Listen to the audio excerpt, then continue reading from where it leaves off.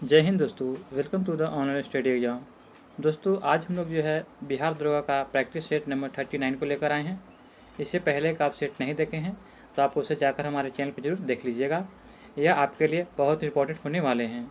अगर आप किसी अन्य एग्ज़ाम की भी तैयारी करते हैं, जैसे अन्य किसी एग्ज़ाम की बीपीएससी के लिए भी, और जो है बिहार पुलिस या और किसी अन्य एग्ज़ाम के लिए जो तैयारी करते हैं, तो आपके लिए यह सेट हेल्पफुल होने वाले हैं। आप इस सेट को जो है लगा सकते हैं। इसमें लेवल का प्रश्न दिया गया है, बहुत अच्छे लेवल का। चलिए आज के हम सेशन को शुरू करते हैं।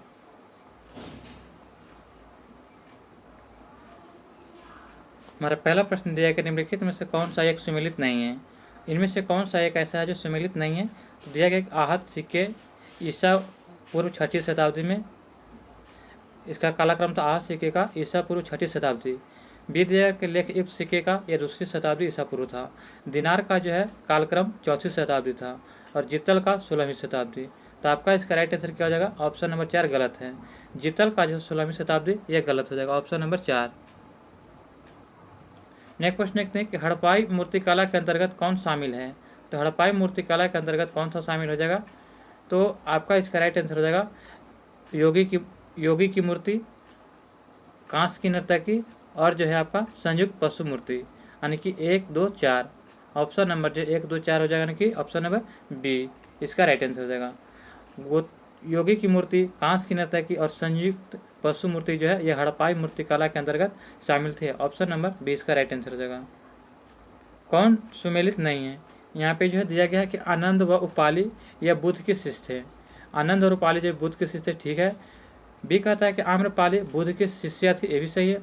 सुजाता कठिन तपस्या के उपरांत बुद्ध को भोजन कराने वाली कन्या थी, तो ये भी आपका सही है। राहुल जो है बुद्ध का चचेरा भाई था। दोस्तों यह आपका गलत है। राहुल जो था यह बुद्ध का जो चचेरा भाई नहीं, बल्कि राहुल ये बुद्ध के बेटा का नाम था। इस क्या नाम थे? राहुल बुद्ध का बेटा था। नेक्स्ट प्रश्न देखते हैं।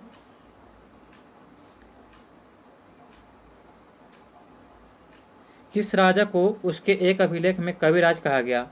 तो कविराज कहा गया था किसको? तो परमार राजा भोज को। परमार राजा भोज को जो है उसके अभिलेख में कविराज कह करके संबोधित किया था। ऑप्शन नंबर 20 का राइट आंसर हो जाएगा। कुतुबुद्दीन ऐबक को किस उपनाम से जाना जाता है? तो कुतुबुद्दीन ऐबक को जो किस उपनाम से जाना जाता है? तो लाख बख्श और कुरान खां, यानी कि लाखों का दान देने वालों को लाख बख्श कहते हैं, और कुरान खां जो कुरान बहुत अच्छा पढ़ता था, यानी कि कुरान को अच्छी उनको जानकारी था। तो आपका इसका राइट आंसर होगा ऑप्शन नंबर ए। 1 और 2 राइट आंसर हो जाएगा, ऑप्शन नंबर ए हो जाएगा। 1 और 2 दोनों सही है। नेक्स्ट प्रश्न देखते हैं कि किस यात्री ने कहा कि दक्षिण भारत के जहाज मालदीव में बनते हैं? तो किस यात्री ने कहा कि दक्षिण भारत के जहाज जो है या मालदीव में बनते हैं? तो इस यात्री का नाम था बारबोसा। बारबोसा ने कहा कि बारबोसा ने एक यात्री था जिसने कहा कि दक्षिण भारत के जहाज जो है या मालदीव में बनते हैं। ऑप्शन नंबर इसका राइट आंसर हो जाएगा। नेक्स्ट प्रश्न हमारा दिया गया है कि सूची 1 सूची 2 को यहाँ पे मिलान करना है। यहाँ पे राजवंश दिया गया है और उसकी राजधानी दिया गया है। तो चलिए मिलान करते हैं। तो दिया गया पोलो की राजधानी कहाँ थी? तो पोलो की राजधानी कहाँ थी? तो आपका इसका हो जाएगा कांचीपुरम। पांड्य की राजधानी कहाँ थी? तो पांड्य की राजधानी आपका था मदुरई था, यानी कि मथुरा दिया गया है। यादव की राजधानी कहाँ थी? तो इसकी राजधानी देवगिरी थी। और काकतीय वंश की राजधानी कहाँ थी? तो वारंगल। तो आपका इसका राइट आंसर हो जाएगा 2, 3, 4, 1। ऑप्शन नंबर 20 का राइट आंसर हो जाएगा दोस्तों। नेक्स्ट प्रश्न एक निम्नलिखित कथनों पर विचार कीजिए। चलिए कथनों पर विचार करते देखते हैं। दिया गया कि अकबर ने पति की चिंता पर विधवा के जलाने यानी सती प्रथा पर निषेध लगा दिया था। यह बिल्कुल सही है। अकबर जो है पति की चिता पर विधवा के जलने या जलाने की प्रथा पर निषेध लगा दिया था। नेक्स्ट देखते हैं। 2 कहता कि अकबर ने बाल विवाह को हतोत्साहित किया तथा हिंदुओं में विधवा पुनर्विवाह को प्रोत्साहित किया। तो यह भी आपका जो है सही है, यानी कि 1 और 2 दोनों सही है। तो आपका इसका राइट आंसर हो जाएगा ऑप्शन नंबर सी। 1 और 2 दोनों सही है। नेक्स्ट प्रश्न है कि किस संधि के अंतर्गत टीपू ने अंग्रेजों को बराहम, डिंडीगुल और एवं मालाबार दे दिया था? तो आपका इसका राइट आंसर क्या हो जाएगा? ऑप्शन नंबर सी, यानी कि श्रीरंगपट्टनम की संधि जब हुआ था, इसमें जो है श्रीरंगपट्टनम की संधि के तहत, यानी कि तृतीय आंग्ल मैसूर युद्ध के समय जो हुआ था श्रीरंगपट्टनम की संधि, जिसमें यह हुआ था आपका 1700 जो है 90 से 92 में हुआ था। 1790 से 92 में जो है तृतीय आंग्ल मैसूर युद्ध हुआ था, जिसमें श्रीरंगपट्टनम की संधि हुआ था। उस समय जो है 12 महल, डिंडीगुल एवं मालाबार जो दे दिया था किसको? संधि के अंतर्गत जो टीपू ने अंग्रेजों को दे दिया था। तो मद्रास की संधि देखा जाए तो जो मद्रास की संधि हुआ था आपको 1769 में हुआ था। और जो मंगलौर की संधि कब हुआ था, तो मंगलौर की संधि जो द्वितीय मैसूर युद्ध में हुआ था आपका 1784 में। और लाहौर की संधि हुआ था आपका, यह आपका हुआ था रंजीत सिंह के साथ और औरंगजेबों के साथ 1846 में। अगला प्रश्न देखते हैं, इंटरलोपर कौन थे। तो इंटरलोपर जो है यह आपका राइट आंसर हो जाएगा ऑप्शन नंबर सी। यह जो है ईस्ट इंडिया कंपनी के एकाधिकार के बावजूद एशिया के साथ व्यापार करने वाले मुक्त व्यापारी थे। इंटरलोपर कौन थे, तो ईस्ट इंडिया कंपनी के एकाधिकार के बावजूद एशिया के साथ व्यापार करने वाले मुक्त व्यापारी थे। ऑप्शन नंबर सी इसका राइट आंसर हो जाएगा। हमारा अगला प्रश्न दिया गया है फ्रेंड्स कि हम सिर्फ और सिर्फ महारानी की रैयत होना चाहते हैं, यह कथन किस कृषक आंदोलन से संबंधित था। तो यह कथन जो है आपका पाबना कृषक आंदोलन से संबंधित था। ऑप्शन नंबर बी इसका राइट आंसर हो जाएगा। हम सिर्फ महारानी की रैयत होना चाहते थे, यह कथन जो है कृषक आंदोलन पावना कृषक आंदोलन से संबंधित है। नेक्स्ट प्रश्न है कि नव बौद्धवाद के प्रतिपादक कौन थे। तो नव बौद्धवाद के प्रतिपादक कौन थे, तो यह आपका राइट आंसर हो जाएगा ऑप्शन नंबर सी अम्बेडकर थे। नव बौद्धवाद के प्रतिपादक अम्बेडकर थे। ऑप्शन नंबर सी इसका राइट आंसर हो जाएगा। महात्मा गांधी ने अपनी निम्न पुस्तकों में से किसमें जो है ब्रिटिश पार्लियामेंट को बांझ और वेश्या कहा था। तो आपका इसका राइट आंसर हो जाएगा option number C Hind Swaraj में। महात्मा गांधी की एक पुस्तक है हिंद स्वराज में इन्होंने ब्रिटिश पार्लियामेंट को बांझ और वेश्या कहा था। ऑप्शन नंबर सी इसका राइट आंसर हो जाएगा। हमारा अगला प्रश्न दिया गया है कि मृदा के मुख्य अवयव क्या होते हैं। तो मृदा के जो मुख्य अवयव होते हैं फ्रेंड्स, यह आपका खनिज पदार्थ, कार्बन पदार्थ और जल व वायु होते हैं। ऑप्शन नंबर 4 इसका राइट आंसर हो जाएगा उपयुक्त सभी। 1857 के विद्रोह के दिन में इनमें से किससे जो है डंका साह के नाम से जाना जाता था। तो 1857 के विद्रोह के दिनों में जो है डंका साह के नाम से जाना जाने वाले व्यक्ति कौन थे, तो यह व्यक्ति थे मौलवी अहमदुल्ला शाह। मौलवी अहमदुल्ला शाह जो है इससे जो है डंका शाह के नाम से जाना जाता था। ऑप्शन नंबर 20 का राइट आंसर हो जाएगा। निम्नलिखित में से किसने बड़ी बुधमानी के साथ अलीपुर षड्यंत्र मामले में अरविंद घोष का बचाव किया था। तो यह जो बचाव किसने किया था, तो आपका इसका राइट आंसर हो जाएगा ऑप्शन नंबर ए, यह चित्तरंजन दास ने किए थे। चित्तरंजन दास के द्वारा जो है बड़ी बुधमानी के साथ अलीपुर षड्यंत्र मामले में अरविंद घोष को बचाव किए थे। नेक्स्ट प्रश्न देखते हैं कि रिक्त स्थानों की पूर्ति कीजिए। चलिए, तो नेहरू रिपोर्ट डैश की अध्यक्षता में एक कमेटी तैयार किया गया था और इसका विषय था, तो आपका इसका राइट आंसर क्या हो जाएगा। तो नेहरू रिपोर्ट की अध्यक्षता जो था किसकी अध्यक्षता में जो है, तो यह आपका राइट आंसर हो जाएगा मोतीलाल नेहरू। नेहरू रिपोर्ट मोतीलाल नेहरू की अध्यक्षता में एक कमेटी द्वारा तैयार किया गया था और इसका विषय क्या था, तो भारत में संवैधानिक व्यवस्था। ऑप्शन नंबर सी इसका राइट आंसर हो जाएगा। हमारा अगला प्रश्न दिया गया है कि पुनर्जागरण का अग्रदूत किसका माना जाता है। तो पुनर्जागरण का अग्रदूत जो है दांते को माना जाता है। ऑप्शन नंबर ए इसका राइट आंसर। दांते को जो है पुनर्जागरण का अग्रदूत माना जाता है। फ्रांस की आर्थिक बदहाली क्रांति का एक महत्वपूर्ण कारण बनी, यह कथन किसका है। तो फ्रांस की आर्थिक बदहाली क्रांति का एक महत्वपूर्ण कारण बनी, यह कथन जो दिए थे आपका इसका राइट आंसर कार्ल मार्क्स ने दिए थे। ऑप्शन नंबर इसका राइट आंसर हो जाएगा। पुस्तक जो है प्लेग एंड द पीपल्स के लेखक कौन है। तो पुस्तक जो है प्लेग एंड पीपल्स के लेखक कौन है, तो आपका इसका राइट आंसर होगा विलियम एच मैकनेल। विलियम एच मैकनेल जो है यह प्लेग एंड पीपल पुस्तक के लेखक हैं। हमारा अगला प्रश्न दिया गया कि हिंदू धर्म में मकर संक्रांति किस उपलक्ष्य में मनाई जाती है।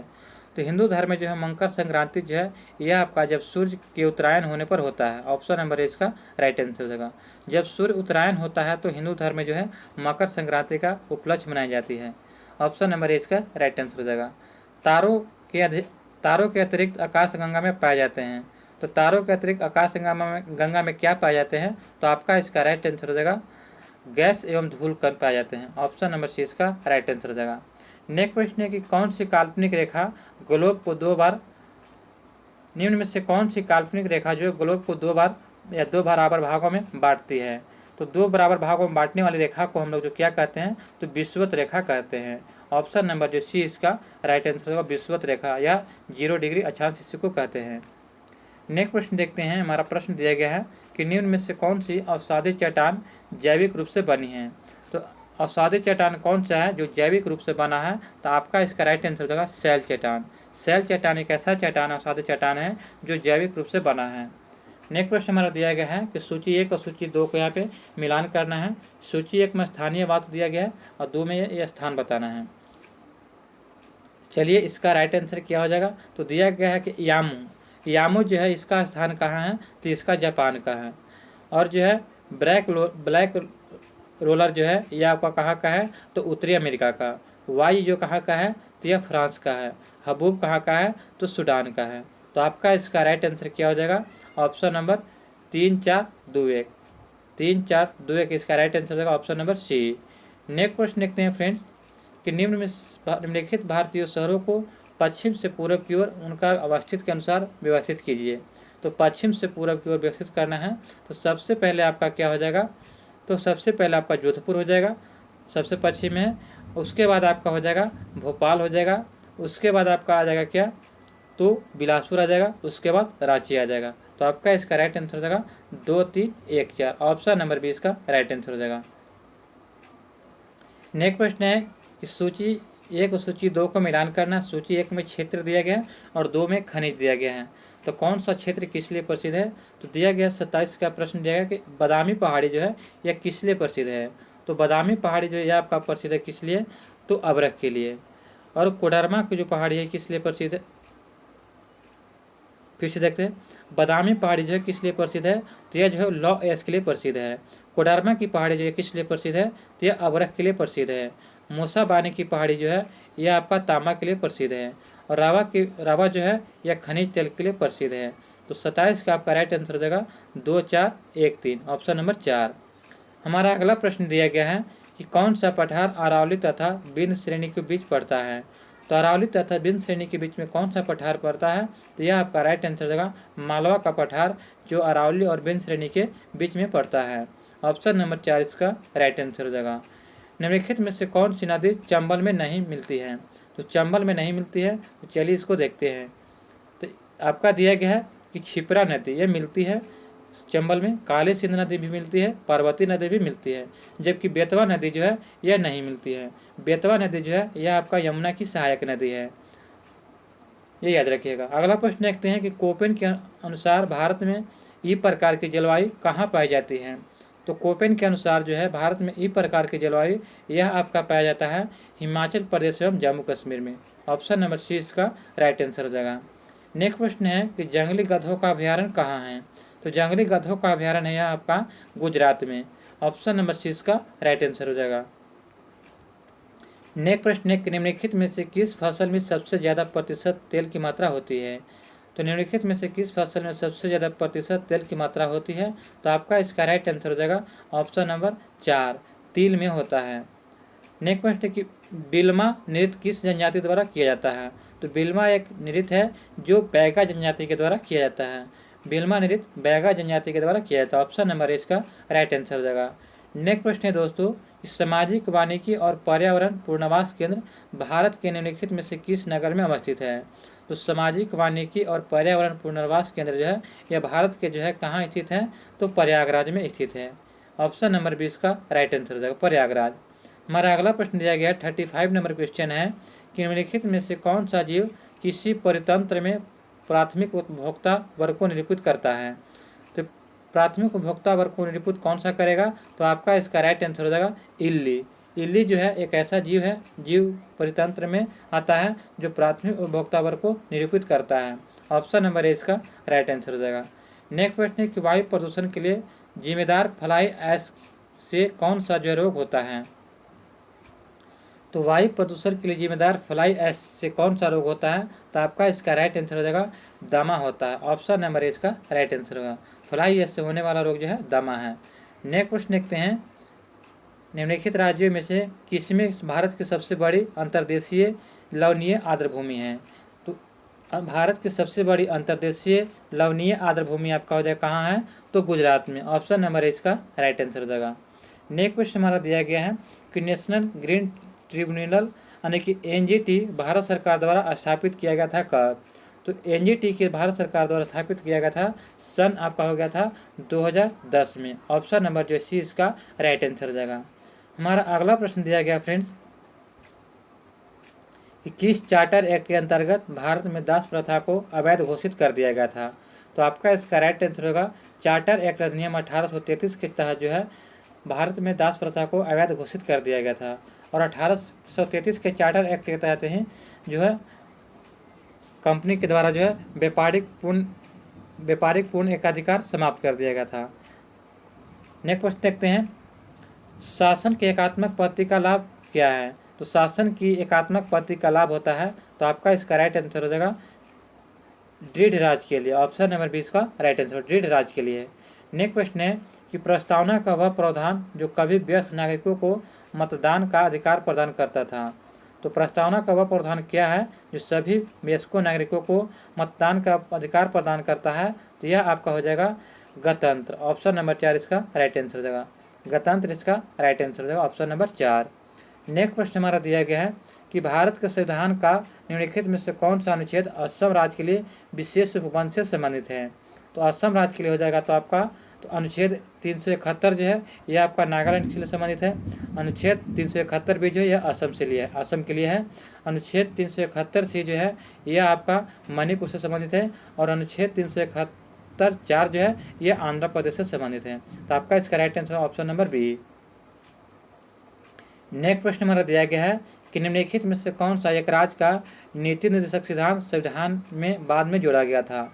तो संविधान में बाद में जोड़ा जाने वाला कौन सा हो जाएगा? तो आपका इसका राइट आंसर हो जाएगा मुफ्त कानूनी सलाहकार। मुफ्त कानूनी सलाहकार जो है एक राज्य नीति निर्देशक सिद्धांत में है जो संविधान में बाद में जोड़ा गया था। ऑप्शन नंबर सी इसका राइट आंसर हो जाएगा। नेक्स्ट प्रश्न है कि निलंबन वेटो का प्रयोग की स्थिति में राष्ट्रपति होते हैं। तो निलंबन वेटो के प्रयोग में स्थिति में राष्ट्रपति क्या होंगे? तो आपका इसका राइट आंसर क्या हो जाएगा? ऑप्शन नंबर बी, पुनर्विचार के लिए भेज देता है। ऑप्शन नंबर 20 का राइट आंसर होगा राष्ट्रपति जो है पुनर्विचार के लिए जो है भेज देता है। हमारा अगला प्रश्न दिया गया है सूची 1 सूची 2 को मिलान करने के लिए। चलिए इसको मिलान करते हैं। सूची 1 में दिया गया है और सूची 2 को इसको मिलान कर रहे हैं। तो चलिए संसद सदस्यों द्वारा शपथ किस अनुच्छेद में दिया गया है? तो संसद सदस्यों द्वारा शपथ जो है यह आपका अनुच्छेद जो है 99 में दिया गया है। राज्य विधानमंडल के विशेषाधिकार जो है कितना में दिया गया है? तो यह आपका दिया गया है अनुच्छेद 194 में दिया गया है। अनुच्छेद 194 में यानी कि 4 हो जाएगा। संसद की संयुक्त बैठक जो है कितना अनुच्छेद में दिया गया है? तो यह आपका अनुच्छेद 108 में दिया गया है। और राष्ट्रपति द्वारा अध्यादेश जारी करने का जो अनुच्छेद 123 में दिया गया है। तो आपका 3 हो जाएगा। तो ऑप्शन नंबर राइट आंसर हो जाएगा 2 4 1 3। ऑप्शन नंबर सी इसका राइट आंसर हो जाएगा 2 4 1 3। नेक्स्ट प्रश्न हमारा दिया गया है, हमारा अगला प्रश्न दिया गया है कि भारतीय संविधान में न्यायिक पूर्वावलोकन का आधार है। तो भारतीय संविधान में न्यायिक पूर्वावलोकन का आधार क्या है? तो आपका इसका राइट आंसर हो जाएगा विधि का शासन है। ऑप्शन नंबर सी इसका राइट आंसर हो जाएगा। नेक्स्ट प्रश्न है कि भारत में राज्यों के बीच सहयोग और समन्वय प्राप्त करने के लिए निम्नलिखित संस्थाओं में से कौन सी संविधानेतर और विधियेतर संस्थाएं हैं? तो आपका इसका राइट आंसर क्या हो जाएगा? तो यह हो जाएगा राष्ट्रीय विकास परिषद और जो है राज्यपाल सम्मेलन। ऑप्शन यानी कि 1 और 2 सही है। ऑप्शन नंबर ए इसका राइट आंसर हो जाएगा। नेक्स्ट प्रश्न देखते हैं कि भारत में पंचायती राज व्यवस्था का वस्तुकार किसे कहा जाता है? तो भारत के पंचायती राज व्यवस्था का वस्तुकार किसे कहा जाता है? तो आपका इसका राइट आंसर क्या हो जाएगा? Option number A B R. Mehta को। बी.आर. मेहता को जो है भारत के पंचायती राज व्यवस्था का वस्तुकार कहा जाता है। नेक्स्ट प्रश्न है कि निम्नलिखित में से कौन सा तृतीय क्षेत्र का हिस्सा है? तो तृतीय क्षेत्र का हिस्सा कौन सा हो जाएगा? तो आपका इसका राइट आंसर हो जाएगा बिजली और परिवहन। ये जो है तृतीय क्षेत्र का हिस्सा है। नेक्स्ट प्रश्न है कि निवल राष्ट्रीय उत्पाद में परिवर्तन की दर को इनमें से कौन व्यक्त करता है? तो यह आपका राइट आंसर होगा राष्ट्रीय समृद्धि दर व्यक्त करता है। राष्ट्रीय समृद्धि दर जो है यह निवल राष्ट्रीय उत्पाद में परिवर्तन करने की दर है। ऑप्शन नंबर जो है सी इसका राइट आंसर हो जाएगा। हमारा अगला प्रश्न दिया गया कि योजना आयोग के अंतिम अध्यक्ष कौन थे? तो योजना आयोग के अंतिम अध्यक्ष जो है यह नरेंद्र मोदी थे और इन्होंने जो है नीति आयोग लाया था योजना आयोग समाप्त करके। तो ऑप्शन नंबर 20 का राइट आंसर हो जाएगा। लॉरेंज वक्र कब विकसित किया गया था? तो लॉरेंज वक्र जो है यह आपका विकसित कब किया गया था? तो 1905 में विकसित किया गया था। ऑप्शन नंबर 20 का राइट आंसर होगा 1905 में। नेक्स्ट प्रश्न दिया गया हमारा कि गन्ने के उचित और पारिश्रमिक मूल्य निम्नलिखित में से कौन सा संगठन अनुमोदित करती है? तो आपका इसका राइट आंसर होगा आर्थिक मामलों को कैबिनेट कमेटी। आर्थिक मामलों को कैबिनेट कमेटी जो है गन्ने के उचित और पारिश्रमिक मूल्य को संगठन को अनुमोदित करता है। ऑप्शन नंबर ए इसका राइट आंसर हो जाएगा। निम्नलिखित में से कौन सी अविमीय राशि है? तो अविमीय राशि हो जाएगा आपका विकृति। विकृति जो है इसकी कोई अविमीय राशि है, यानी कि कोई बीमा नहीं होती है। ऑप्शन नंबर इसका राइट आंसर हो जाएगा। सीमांत घर्षण बल होता है, तो सीमांत घर्षण बल जो है स्थैतिक घर्षण बल और अधिकतम मान होता है। स्थैतिक घर्षण बल का अधिकतम मान जो होता है सीमांत घर्षण बल होता है। ऑप्शन नंबर सी इसका राइट आंसर हो जाएगा। नेक्स्ट प्रश्न है कि सरल आवर्त गति करते हुए कण की कुल ऊर्जा ई है, तो न्यूनतम विस्थापन की स्थिति में स्थितीय ऊर्जा का मान क्या होगा? तो इस स्थिति में जो है स्थितीय ऊर्जा का मान आपका हो जाएगा ऑप्शन नंबर ए 0 हो जाएगा। ऑप्शन नंबर ए 0 हो जाएगा। नेक्स्ट प्रश्न है वह लेंस जो किरणें एकत्रित करता है उससे किस लेंस के नाम से जानते हैं? तो जो किरणें यानी कि जो लेंस जो है किरणों को एकत्रित यानी कि मिलाने वाला काम करता है उस लेंस को जो हम लोग किस नाम से जानते हैं? तो आपका इसका राइट आंसर हो जाएगा ऑप्शन नंबर ए अभिसारी लेंस। अभिसारी लेंस कहते हैं यानी कि उत्तल लेंस। नेक्स्ट प्रश्न देखते हैं निम्नलिखित में से कौन सा एक नाभिकीय विखंडन रिएक्टर में आवश्यक नहीं होता है? तो नाभिकीय विखंडन रिएक्टर में आवश्यक नहीं होता है तो त्वरक नहीं होता। ऑप्शन नंबर ए सी इसका राइट आंसर हो जाएगा, त्वरक नहीं होता है। सहसंयोजी यौगिक का उदाहरण है, तो सहसंयोजी यौगिक का कौन सा उदाहरण है? तो CHCl3। ऑप्शन नंबर सी इसका राइट आंसर हो जाएगा। नेक्स्ट प्रश्न है कि किसी टूथपेस्ट के लिए निम्नलिखित गुणधर्मों में से कौन सा सही है? तो आपका इसका राइट आंसर हो जाएगा ऑप्शन नंबर सी, यह क्षारीय होता है। ऑप्शन नंबर सी इसका राइट आंसर हो जाएगा। नेक्स्ट क्वेश्चन हमारा दिया गया है कि निम्नलिखित में से कौन सा एक युग्म सम्मिलित नहीं है? तो आपका इसका राइट आंसर क्या हो जाएगा? तो कैल्शियम जो है चतुर्थ आवर्त में आता है, एल्युमिनियम जो है द्वितीय आवर्त में आता है, यह गलत है। एल्युमिनियम जो है यह आपका तृतीय आवर्त में आता है, ये याद रखिएगा, ये जो है तृतीय आवर्त में आता है। अगला प्रश्न नियॉन जो है द्वितीय आवर्त में आता है, रेडियम सप्तम आवर्त में। तो आपका इसका right answer option number B हो जाएगा। नेक्स्ट प्रश्न है कि विज्ञान की शाखा चिरोपोडी शरीर के किस भाग से संबंधित है? तो विज्ञान की शाखा चिरोपोडी जो है यह शरीर के किस भाग से संबंधित है? तो आपका इसका राइट आंसर हो जाएगा ऑप्शन नंबर सी, यह पैर से संबंधित है चिरोपोडी। डैश का शरीर कोशिका की 2 परतों से बना होता है, तो कौन सा जो कोशिका के 2 परतों से बना होता है? तो सिलेंट्रेटा जो होता है ये शरीर की कोशिकाओं को 2 परतों में बना होता है। ऑप्शन नंबर सी इसका राइट आंसर होगा सिलेंट्रेटा। अगला प्रश्न देखते हैं कि लाइसोसोम इनमें से नहीं होता है। तो लाइसोसोम किस में नहीं होता है? तो स्तनधारियों के एरिथ्रोसाइट में लाइसोसोम नहीं होता। ऑप्शन नंबर 4 इसका राइट आंसर हो जाएगा। नेक्स्ट प्रश्न दिया गया है कि निम्न में से कौन संयोजी उत्तक है? तो संयोजी उत्तक का उदाहरण हो जाएगा ऑप्शन नंबर ए हड्डियों। हड्डियाँ जो है संयोजी उत्तक का उदाहरण है।